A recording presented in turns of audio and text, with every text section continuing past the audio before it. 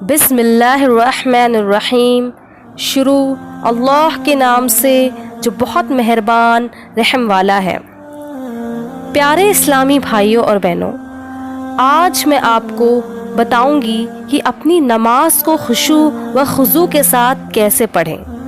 آج کے وقت میں سب کو یہ پریشانی پیش آتی ہے کہ ان کا نماز سے دھیان ہٹ کر کہیں اور چلا جاتا ہے اور وہ بھٹک جاتے ہیں۔ بعض اوقات تو لوگ بھول بھی جاتے ہیں کہ انہوں نے کتنے رکوع اور سجدے کیے ہیں۔ پیارے اسلامی بھائیوں اور بہنوں، اپنی نماز کی ہر سورہ جو آپ پڑھتے ہیں ان ساری سورتوں کو پہلے آپ اچھے سے ترجمے کے ساتھ یاد کر لیجئے، اور پھر جب آپ نماز میں وہ سورہ پڑھیں تو اس سورہ کے ترجمے کو بھی دھیان میں رکھتے ہوئے اپنی سورہ کو مکمل کیجئے۔ انشاءاللہ آپ کا دھیان نماز سے نہیں بھٹکے گا۔